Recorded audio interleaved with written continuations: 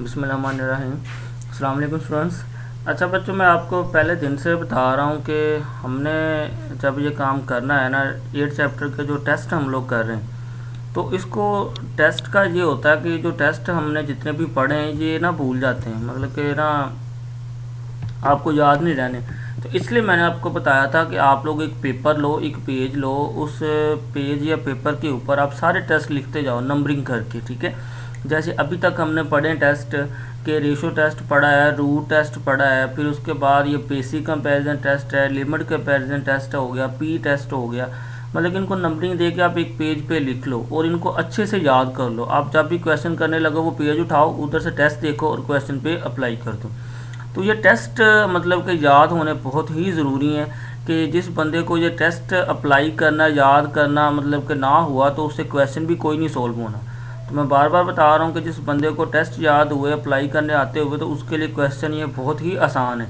लेकिन जिस बंदे को टेस्ट नहीं है याद, ना उसको मतलब अप्लाई करने का तरीका आता है, तो उसके लिए ये बहुत मुश्किल होंगे, ठीक है। तो लास्ट टाइम मैंने ना 3 टेस्ट करवाए थे, मैंने उसकी एग्जांपल भी करवाई थी, basic comparison test, limit comparison test और पी टेस्ट। अच्छा, पेपर में आपने ख्याल रखना है, पेपर में आपने ये ख्याल रखना है कि जैसे क्वेश्चन पूछा जाए आपने वैसे ही सोल्व करना है। अच्छा, फ़र्ज़ करो पेपर में क्वेश्चन आ जाता है, वो सिर्फ इतना कह देता है कि जी apply appropriate test to find convergence और डाइवर्जेंस। मतलब उसने ये कहा कि जो सा भी आपको टेस्ट लगता है आसान, अप्रोप्रिएट लगता है, वो लगा दो। फिर इसमें पता क्या होगा, आपके लिए ऑप्शन खुला हो जाएगा। मतलब हम लोग जितने भी टेस्ट पढ़ेंगे 7-8, आप उन 7-8 में से कोई भी टेस्ट लगा सकते हैं उन्हें, ठीक है। दूसरी बात फिर आपको मैं बताऊंगा भी जब ये सारा क्लोज हो जाएगा कि कौन सा टेस्ट आपने सबसे पहले लगाना है, कौन सा सेकंड पे लगाना है, कौन सा थर्ड पे लगाना है, ये भी मैं बताऊंगा। अभी ये टेस्ट सारे कंप्लीट हो जाएं एक बार। फिर दूसरा इसमें आपने ये करना है कि जो भी आप मतलब कि इसमें टेस्ट लगाओगे ना, मतलब कि एक ज़रूरी नहीं कि एक क्वेश्चन के ऊपर आप एक ही टेस्ट लगेगा, एक क्वेश्चन के ऊपर डिफरेंट टेस्ट लगा सकते हैं हम लोग। मतलब कि एक क्वेश्चन है, आप उसको 2-3 टेस्ट लगा के सोल्व कर सकते हैं, लेकिन जो टेस्ट सबसे आसान है आपने कोशिश करनी है वो टेस्ट लगाएं, ठीक है जी। लेकिन अगर मेंशन कर दिया पेपर के ऊपर कि जी यही टेस्ट लगाएं, फिर आपने वही टेस्ट लगाना है। लेकिन अगर नहीं मेंशन किया तो फिर आपकी मर्जी है, ठीक है जी। आप कौन सा मर्जी टेस्ट लगा दो, वो भी आपको मैं बाद में बताऊंगा कि आपने कौन सा टेस्ट लगाना अप्रोप्रिएट, ठीक है जी। अच्छा, 8 चैप्टर कर रहे थे, 8.1 भी हमारी हो चुकी है कंप्लीट, 8.3 भी हमारी कंप्लीट हो चुकी है। तो आज हम लोग स्टार्ट करेंगे 8.2। अब 8.2 के हमने क्वेश्चन करने हैं जी 11 से 30 तक, ठीक है। 11 से 30 तक क्वेश्चन करने। तो इसमें हम लोग पहले जो लास्ट टाइम 3 टेस्ट बताए थे, हम उन टेस्ट वाले क्वेश्चन करते हैं। अच्छा जी, अब इसमें उसने देखो दिया हुआ है, कहता है कि जी using comparison test investigate convergence और divergence of the series in problem. अब देखो उसने कहा जी यूजिंग कंपैरिजन टेस्ट। अब आपको पता है कंपैरिजन टेस्ट कितने, 2 हैं, मतलब कि बेसिक कंपैरिजन टेस्ट और लिमिट कंपैरिजन टेस्ट। आप पेपर में कोई भी एक लगा देना ज़रूरी। जब उसने कह दिया ना कि जी कंपैरिजन टेस्ट लगाओ, आप चाहे उस पर कंपैरिजन टेस्ट लगा देना, चाहे उस पर लिमिट कंपैरिजन टेस्ट लगा देना, दोनों में कंपैरिजन का वर्ड आता है। तो चाहे बेसिक कंपैरिजन लगा देना, चाहे लिमिट कंपैरिजन लगा देना, दोनों तरीक़ों से ठीक होगा। अब ये क्वेश्चन है, ये दोनों तरीक़ों से किया हुआ है, बेसिक से भी और लिमिट से भी। मैं आपको इसमें एक बात बता दूंगा, अगर पेपर में ऐसा कुछ आ जाए कि दोनों का ऑप्शन हो, तो आपने इसमें से क्या करना है, आपने इस पर लिमिट लगाना है। याद रखना है कि बेसिक जो है, बेसिक कंपैरिजन टेस्ट थोड़ा सा कह लो कि मतलब कि मुश्किल है, लेकिन लिमिट कंपैरिजन टेस्ट इंतहाई आसान है। तो अगर इन दोनों में चॉइस हुई तो आपने पेपर के अंदर लिमिट कंपैरिजन टेस्ट लगाना है, ठीक है जी।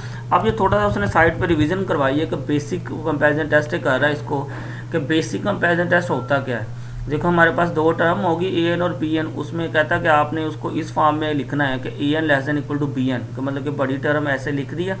फिर इसमें आपने ये देखना है कि सिर्फ आपने बी एन को फिर चेक करना है। अगर आपकी बी एन कन्वर्ज कर गई, बड़ी कन्वर्ज कर गई, आपने कहना छोटी भी कन्वर्ज कर गई। फिर दूसरी कंडीशन इसकी ये थी कि अगर आपकी ये छोटी डिवर्ज कर गई तो बड़ी भी डिवर्ज कर जाएगी। फिर पी सीरीज टेस्ट सिर्फ इतना क्या है कि अगर इस फॉर्म में आपकी इक्वेशन लिखे कोई भी 1/n की पावर पी, आपने सिर्फ पी को देखना है, ठीक है जी।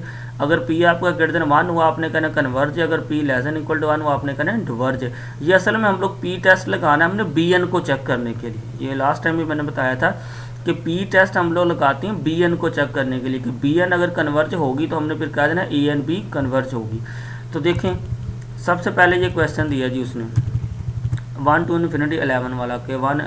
इसमें आपको मैंने बताया था कि क्वेश्चन जो गिवन होगा वो आपकी ए एन होगी, बी एन आपने खुद फाइंड करनी है। इसका मैंने तरीका भी बताया था कि ये जो गिवन क्वेश्चन है ये आपकी होगी ए एन टर्म, आप अपने बी एन आपने खुद फाइंड करनी है। बी एन फाइंड करने का तरीका बताया था कि ऊपर एन की पावर डिनोमिनेटर, नीचे डिनोमिनेटर की पावर होगी। तो आपने क्या करना है कि जो नीचे वाले डिनोमिनेटर की पावर है उसको ऊपर वाली पावर में से माइनस कर देना। अब देखें इसमें ऊपर एन की पावर कितनी है, एन ऊपर है ही नहीं, इसका मतलब एन की ऊपर पावर है 0, नीचे एन की पावर देखना है। अब ये 2 पावर एन की आ गई ना, इसमें आपने बड़ी पावर लेनी है, ये भी याद रखना है कि जो एन की बड़ी पावर होगी, इसमें आपको पता है 1/2 छोटा है, 3/2 बड़ा है, तो ऊपर एन की पावर कितनी है 0। तो देखो कि यही था ना फार्मूला, लास्ट टाइम मैंने बताया भी था, नोट्स में भी लिखा हुआ बी एन का कि डिनोमिनेटर माइनस डिनोमिनेटर। तो देखो 0 - 3/2 किया, कितना आ गया -3/2। तो इधर लिख दो आप एन की पावर -3/2, तो बी एन आपकी कितनी आ गई 1/n की पावर 3/2। ठीक है, अब आपको पता है कि नो ये टर्म इससे बड़ी होगी, क्योंकि ये 2 टर्म है, ये 1 टर्म है, जाहिर सी बात है ये इससे बड़ी होगी।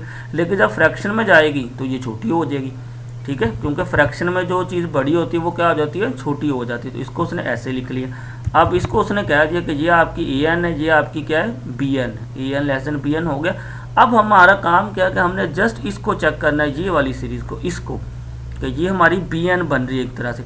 अगर ये बी एन कन्वर्ज मतलब कि बड़ी ये कन्वर्ज कर गई तो हमने कहना है ये भी कन्वर्ज कर गई। तो देखो इसको चेक करने के लिए क्या लगाएगा, पी टेस्ट लगाएगा। देखो कहता है जी summation 1 to infinity b n अब कितना है 3/2, 3/2 आपको पता कितना होता है 1.5, इसका मतलब 3/2 ग्रेटर देन 1 है। तो इधर उसने कह दिया कि इज़ कन्वर्जन, मतलब ये जो बी एन वाली है ये वाली ये क्या होगी बड़ी, ये कन्वर्जेंट होगी। जब ये बड़ी ये वाली कन्वर्जेंट होगी तो आपने कहना है कि जी so by comparison test a n is convergent. तो टेस्ट हमारा ये ख़त्म हो गया, क्वेश्चन भी ख़त्म हो गया। समझ आ गई ना इसकी, कि आपने ऐसे लिख के सिर्फ आपने फिर बी एन को चेक करना होता है बस। कि बी एन को चेक करने का आसान सा तरीका ये पी टेस्ट लगा दो कि अगर इसकी ये पी एन के ऊपर ये जो पावर है ग्रेटर देन 1 होगी तो convergent, less than equal to 1 हुई तो डिवर्जेंट हो जाएगा। ठीक है जी, तो ये सारे क्वेश्चन ऐसे ही करने।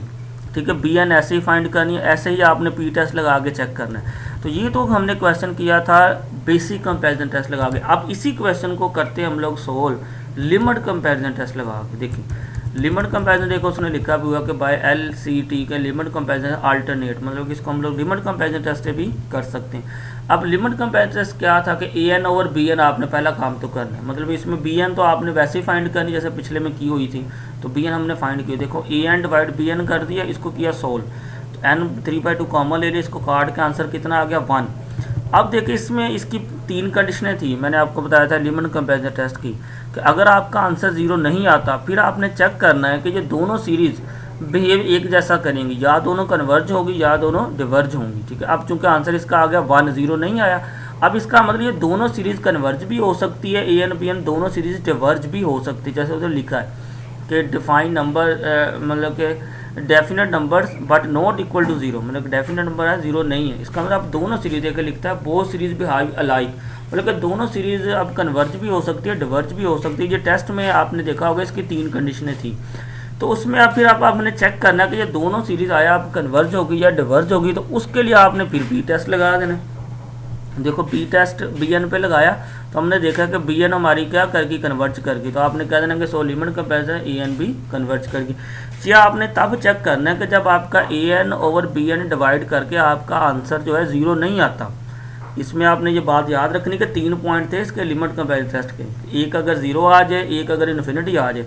0 आ जाए इन्फिनिटी आ जाए फिर तो आपने डायरेक्ट कह देना, लेकिन अगर 0 नहीं आता कोई और नंबर आ जाता है फिर ये पॉसिबिलिटी होती है कि दोनों सीरीज कन्वर्ज भी कर सकती है और डिवर्ज भी कर सकती हैं। ठीक है जी, अच्छा ये 2 क्वेश्चन, एक क्वेश्चन को मैंने लिमिट कंपैरिजन टेस्ट से भी करवा दिया, बेसिक से भी करवा दिए। ठीक है, और दूसरा आप लोग ये बात माइंड में रख लो कि ये जो एक्सरसाइज हम लोग कर रहे हैं 8.2 इसको साथ साथ डेली करते जाओ, क्योंकि इसका आपने काम नहीं दूसरे दिन पे छोड़ना, ये तब ही समझ आना है। ठीक है, अब सेम ऐसे ही क्वेश्चन है, आपने इनकी प्रैक्टिस करनी है।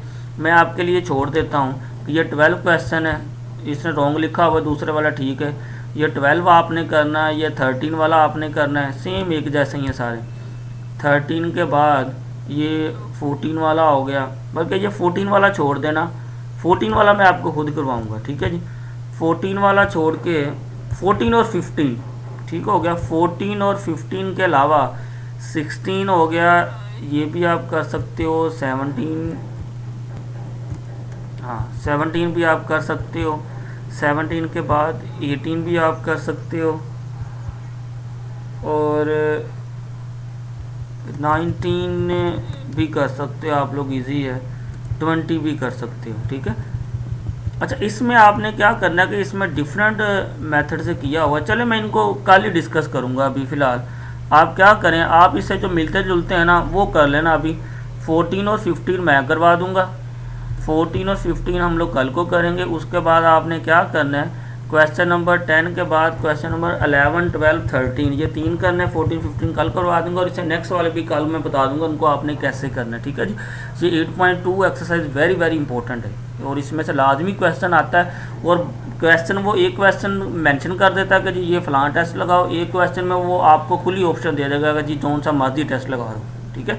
उसका भी मैं आपको तरीका बताऊंगा कि आपने सबसे पहले कौन सा टेस्ट लगाना है, ठीक है। तो नेक्स्ट हम लोग इसको इंशाल्लाह मज़ीद डिस्कस करेंगे, ठीक है। ओके जी, अल्लाह हाफ़िज़।